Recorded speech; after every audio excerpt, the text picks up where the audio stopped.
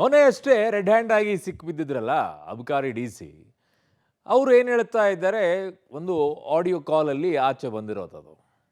ಅದರಲ್ಲಿ ಏನು ಹೇಳ್ತಾರೆ ಅಂತಂದರೆ, ಇದನ್ನು ಮಂತ್ರಿಯವರೆಗೂ ನಾನು ತಲುಪಿಸ್ಬೇಕು, ಇದರಲ್ಲಿ ಜಾಸ್ತಿ ಪರ್ಸೆಂಟೇಜ್ ಅವರಿಗೆ ತಲುಪಿಸ್ಬೇಕು ಅನ್ನೋದು ಇದ್ಬಿಟ್ಟಿದೆ. ಹಾಗಾಗಿ ಈಗ ಅಬಕಾರಿ ಸಚಿವರ ಬುಡಕ್ಕೇನೆ ಬಂದ್ಬಿಟ್ಟಿದೆ ಈ ಕೇಸು. ಏನಾಯ್ತು ಈಗ? ರಾಜೀನಾಮೆ ಕೊಡ್ತಾರಾ? ಸ್ಟೋರಿ ನೋಡಿ. ಅಬಕಾರಿ ಇಲಾಖೆಯಲ್ಲಿ ಲಂಚ ಪ್ರಕರಣಕ್ಕೆ ಟ್ವಿಸ್ಟ್. ಅಬಕಾರಿ ಸಚಿವರ ವಿರುದ್ಧವೇ ಲೋಕಾಯುಕ್ತಕ್ಕೆ ದೂರು. ಆರ್.ಬಿ. ತಿಮ್ಮಾಪುರ್ ವಿರುದ್ಧ ದಾಖಲಾಯಿತು ಕಂಪ್ಲೇಂಟ್. ಕಳೆದ ಶನಿವಾರ 25 ಲಕ್ಷ ಲಂಚ ಸ್ವೀಕಾರ ವೇಳೆ ಬ್ಯಾಟರಾಯನ್ಪುರದ ಅಬಕಾರಿ ಭವನದಲ್ಲೇ ರೆಡ್ ಹ್ಯಾಂಡ್ ಆಗಿ ಅಬಕಾರಿ DC Jagadish Naik, superintendent Thammanna, constable Lakkappa Gani ಸಿಕ್ಕಿಬಿದ್ದಿದ್ದರು. ಲೋಕಾಯುಕ್ತ ಅಧಿಕಾರಿಗಳು ಈ ಮೂವರನ್ನು ಟ್ರ್ಯಾಪ್ ಮಾಡಿ ಜೈಲಿಗಟ್ಟಿದ್ದಾರೆ. ಇದೀಗ ಪ್ರಕರಣ ಸಂಬಂಧ ಅಬಕಾರಿ ಸಚಿವ ಆರ್.ಬಿ. ತಿಮ್ಮಾಪುರ್ಗೆ ಸಂಕಷ್ಟ ಎದುರಾಗುವ ಸಾಧ್ಯತೆ ಇದೆ. ಟ್ರ್ಯಾಪ್ ಪ್ರಕರಣದ ದೂರುದಾರ ಲಕ್ಷ್ಮೀನಾರಾಯಣ್ ಲಂಚ ಪ್ರಕರಣದಲ್ಲಿ ಸಚಿವ ಆರ್.ಬಿ. ತಿಮ್ಮಾಪುರ್ ಪಾತ್ರದ ಕುರಿತು ತನಿಖೆ ನಡೆಸುವಂತೆ ಆಡಿಯೋ ಸಮೇತ ಲೋಕಾಯುಕ್ತ ಎಸ್ಪಿ ಶಿವಪ್ರಕಾಶ್ ದೇವರಾಜ್ಗೆ ದೂರು ನೀಡಿದ್ದಾರೆ. ದೂರಿನ ಬಳಿಕ ಪಬ್ಲಿಕ್ ಟಿವಿ ಜೊತೆ ಮಾತನಾಡಿದ ದೂರುದಾರ, ಟ್ರ್ಯಾಪ್ ಆದಾಗ ಮೂವರು ಅರೆಸ್ಟ್ ಆಗಿದ್ದು ಅಬಕಾರಿ ಡಿಸಿನೇ ಮಂತ್ರಿಗೆ ಎಷ್ಟು ಕೊಡಬೇಕು ಅಂತ ಪ್ರಸ್ತಾಪಿಸಿದರು.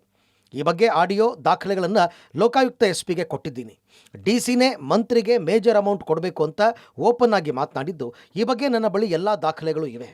ನಾನು ಸರ್ಕಾರಕ್ಕೆ ಕಟ್ಟಬೇಕಾದ ಶುಲ್ಕವನ್ನು ಕಟ್ಟಿದ್ದೀನಿ, ಆದರೂ ಲಂಚಕ್ಕೆ ಬೇಡಿಕೆ ಇಟ್ಟು ಲೈಸೆನ್ಸ್ ಕೊಟ್ಟಿಲ್ಲ. ಟ್ರ್ಯಾಪ್ ಆಗುವ 5 ನಿಮಿಷದ ಮುಂಚೆ ಮಾತನಾಡಿರುವ ಆಡಿಯೋ ಸಮೇತ ದೂರು ಕೊಟ್ಟಿದ್ದು ಸಚಿವರ ಪಾತ್ರದ ಬಗ್ಗೆ ತನಿಖೆಯಾಗಬೇಕು ಅಂತ ದೂರುದಾರ ಲಕ್ಷ್ಮೀನಾರಾಯಣ್ ಆಗ್ರಹಿಸಿದ್ದಾರೆ. ಮಾನ್ಯ ಮಂತ್ರಿಗಳು ತಮ್ಮಣ್ಣ ಅಂತ ಮಾಡಿರೋದು ಯಾರೋ ಗೊತ್ತಿಲ್ಲ, ಅವ್ನಿಗೆ ಆ ಲಿಂಕೇ ಇಲ್ಲ, ಅವರು ಸಂಬಂಧ ಇಲ್ದಿರೋರು, ಅವ್ರಿಗೂ ಬ್ರಿವರಿ ಇದಕ್ಕೆ ಬರಲ್ಲ ಅಂತ ಹೇಳ್ತಾ ಇದ್ರು ಮೀಡಿಯಲ್ಲಿ. ಡಿಸಿನೇ ಮಾತಾಡಿದ್ದಾರೆ, ಡಿಸಿನೇ ಪ್ರಸ್ತಾಪ ಮಾಡಿದ್ದಾರೆ. ಮಾನ್ಯ ಮಂತ್ರಿಗಳಿಗೆ ಎಷ್ಟು ಕೊಡಬೇಕು, ಏನು ಕೊಡಬೇಕು ಅನ್ನೋದು ವಿಷಯ ಎಲ್ಲ ಮಾತಾಡಿ ಅದು ರೆಕಾರ್ಡಿಂಗ್ ಇತ್ತು. ಆ ರೆಕಾರ್ಡಿಂಗ್ ಕೊಟ್ಟು ಈ ಇದರಲ್ಲಿ ತನಿಖೆಯಲ್ಲಿ ಅವ್ರಿಗೂ ಸೇರಿಸಿ ಅವ್ರ ಮೇಲೆ FIR ಮಾಡಿ ಈ ಕೂಡಲೇ ಅವ್ರ ಬಗ್ಗೆ ಕ್ರಿಮಿನಲ್ ಆಕ್ಷನ್ ತಗೋಬೇಕು ಅಂತೇಳಿ ನಾನು ಈಗ ಕಂಪ್ಲೇಂಟ್ ಕೊಟ್ಟು ಪೆನ್ ಡ್ರೈವ್ ದಾಖಲೆ ಎಲ್ಲ ಕೊಟ್ಟು ಬಂದಿದ್ದೀನಿ. ಈಗ ಈ ಥರ 1.5 ಕೋಟಿ ಇದಾಗುತ್ತೆ, ನಿಮ್ಗಾದ್ರೆ 1.20ಕ್ಕೆ ಮಾಡಿಸ್ತೀನಿ ಅಂತ ಹೇಳ್ತಾರೆ ಅವರು. ಡಿ ಸಿ ಅವರು ಜಗದೀಶ್ ನಾಯ್ಕ್ ಅವರು ಹೇಳಿದ್ರು, ಅವರು ತಮ್ಮಣ್ಣ ಮಾತಾಡಿದ್ರೆ ನನಗೂ ಅವ್ರಿಗೆ ಗೊತ್ತಿಲ್ಲ, ಅವ್ರು ಯಾರೋ ಗೊತ್ತಿಲ್ಲ ಅಂತ ಹೇಳ್ತಾ ಇದ್ರು. ಹಾಗಾಗಿ ಮಂತ್ರಿಗಳು ಇದು ಯಾರ್ಯಾರಿಗೆಲ್ಲ ಎಷ್ಟೆಷ್ಟು ಪಾಲು ಹೋಗ್ತಿದೆ ಅಂತ ಎಲ್ಲ ಜಗತ್ ಜಾಹೀರಾಗಿದೆ. ಪ್ರಕರಣದಲ್ಲಿ ನನ್ನದು ಯಾವುದೇ ತಪ್ಪಿಲ್ಲ, ನನಗೂ ಪ್ರಕರಣಕ್ಕೂ ಸಂಬಂಧವೇ ಇಲ್ಲ ಆರೋಪ ಅಲ್ಲಗಳೆದ ಸಚಿವ ತಿಮ್ಮಾಪುರ್. ಇನ್ನು ಅಬಕಾರಿ ಇಲಾಖೆ ಲಂಚ ಪ್ರಕರಣದಲ್ಲಿ ಸಚಿವರು ಭಾಗಿಯಾಗಿದ್ದಾರೆ ಅಂತ ಆರೋಪಿಸಿ ದೂರುದಾರ ಕಂಪ್ಲೇಂಟ್ ಕೊಟ್ಟಿದ್ದಾರೆ. ಈ ಬಗ್ಗೆ ಪ್ರತಿಕ್ರಿಯಿಸಿದ ಸಚಿವ ಆರ್.ಬಿ. ತಿಮ್ಮಾಪುರ್, ನನಗೂ ಈ ಪ್ರಕರಣಕ್ಕೂ ಸಂಬಂಧವೇ ಇಲ್ಲ, ಇದು ನನ್ನ ವಿರುದ್ಧ ಕುತಂತ್ರ, ನನ್ನ ತೇಜೋವಧೆ ಮಾಡುವ ಕೆಲಸ, ನಾನು ಕಾನೂನು ಹೋರಾಟ ಮಾಡ್ತೀನಿ, ಯಾರೋ ಹೇಳಿದ ಕ್ಷಣ ನನ್ನ ಪಾತ್ರ ಇದೆ ಅಂತನಾ ಎಂದಿದ್ದಾರೆ. ಆಡಿಯೋ ಯಾವಾಗ ತಮ್ಮನ್ನ ನಾಯಕ ಹಿಡಿದಿದ್ರಲ್ಲೋ ಆವಾಗಲೇ ಆಡಿಯೋ ಲೋಕಾಯುಕ್ತರಿಗೆ ಹೋಗಿದೆ. ಅಲ್ಲಿ ಎಲ್ಲ ಅಧಿಕಾರಿಗಳ ಹೆಸರು ತಗೊಂಡಿದ್ದಾನೆ. ಕಮಿಷನರ್ ಆಫೀಸಾಗ ಇಷ್ಟು, ಜಾಯಿಂಟ್ ಕಮಿಷನರ್ ಇಷ್ಟು, ರೆವಿನ್ಯೂ DC ಇಷ್ಟು ಅಂತ. ನನ್ನ ಮಗನ ಹಾಗೂ ಅಧಿಕಾರಿಗಳ ಹೆಸರನ್ನು ದುರುಪಯೋಗ ಮಾಡ್ಕೊಂಡು ದುಡ್ಡು ಕಲೆಕ್ಟ್ ಮಾಡುವಂಥ ಪ್ರವೃತ್ತಿ ಒಳಗೆ ತಮ್ಮನ್ನದಾನೆ. ನನಗೇನು ಸಂಬಂಧ ಇದು? ನನ್ನ ಹೆಸರನ್ನು ದುರುಪಯೋಗ ಮಾಡ್ಕೋಬೇಕು, ಅಧಿಕಾರಿಗಳ ಹೆಸರು ಹೇಳಬೇಕು, ಮಂತ್ರಿಗಳ ಹೆಸರು ಹೇಳಬೇಕು ಅಂದ್ರೆ ದುಡ್ಡು ಬರ್ತೈತೆ ಅಂತ ಚೀಟ್ ಮಾಡೋಕ್ಕೊಂದು ಕುತಂತ್ರ ಮಾಡ್ಯಾನ ನಾವು.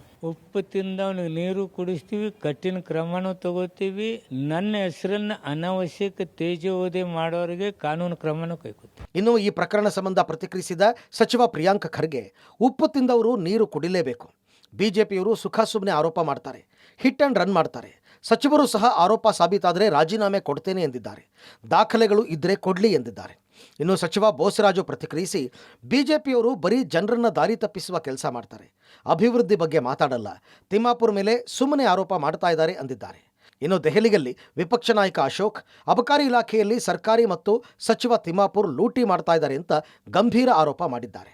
ಈಗ ಲೋಕಾಯುಕ್ತದ ಟ್ರ್ಯಾಪಲ್ಲಿ ಒಬ್ಬ ಆಫೀಸರ್ ಸಿಕ್ಕಾಕೊಂಡಿದೆ, ತನಿಖೆ ಆಗಲಿ. ಭಾಳ ಸ್ಪಷ್ಟವಾಗಿ ಆರ್.ಬಿ. ತಿಮ್ಮಾಪುರ್ ಅವರು ಯಾರು ಉಪ್ಪು ತಿಂದಿದ್ದಾರೆ, ನೀರು ಕುಡಿಲೇಬೇಕು ಅಂತ ಹೇಳಿದ್ದಾರೆ. ಕೊಡ್ಲಿ ದಾಖಲೆಗಳು. ಏನಾದರೂ ಅದು ಸಾಬೀತಾದರೆ ಒಂದು ಕ್ಷಣನೂ ಕೂಡ ಅವರು ಮಂತ್ರಿ ಸ್ಥಾನದಲ್ಲಿ ಇರೋದಿಲ್ಲ ಅಂತ ಸ್ಪಷ್ಟವಾಗಿ ಹೇಳಿದಾರಲ್ಲ.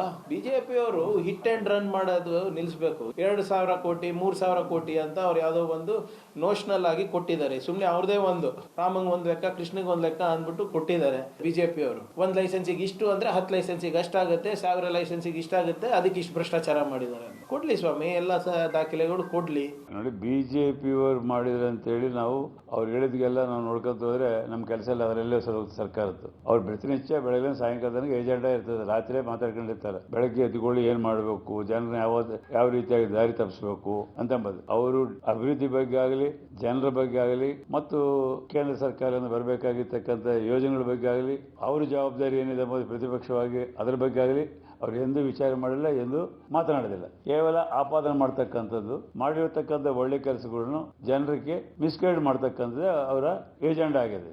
ಅದಕ್ಕಿಂತ ಹೆಚ್ಚಾಗಿ ಲೂಟಿ ಹೊಡಿತಾ ಇದ್ದಾರಲ್ಲ. ಈಗ ತಿಮ್ಮಾಪುರ ಲೂಟಿ ಹೊಡಿತಾ ಇದ್ದಾರೆ. ಸಿದ್ದರಾಮಯ್ಯನವ್ರದ್ದು ಒಂದು 12 ಜನ ಮಂತ್ರಿಗಳು ಲೂಟಿಯ ಲಿಸ್ಟಲ್ಲಿ ಇದ್ದಾರೆ. ಇವಾಗ ಅದನ್ನ ಫಸ್ಟು ಲೂಟಿ ವಿಚಾರ ಚರ್ಚೆ ಮಾಡ್ತೀರಿ, ಆಮೇಲೆ ಉಳಿದೆಲ್ಲ ವಿಚಾರ. ಅಬಕಾರಿ ಇಲಾಖೆಯಲ್ಲಿನ ಲಂಚಾವತಾರ ಪ್ರಕರಣ ಸಚಿವರಿಗೆ ಉರುಳಾಗುವ ಸಾಧ್ಯತೆ ಇದೆ. ಆಡಿಯೋದಲ್ಲಿ ಪ್ರಸ್ತಾಪಿಸಿರುವಂತೆ ಸಚಿವರಿಗೆ ಎಷ್ಟು ಪಾಲು ತಲುಪಲಿದೆ ಅನ್ನೋ ಬಗ್ಗೆ ತನಿಖೆ ನಡೆಯಬೇಕಿದೆ. Narasimhamurthy, public TV, Bengaluru.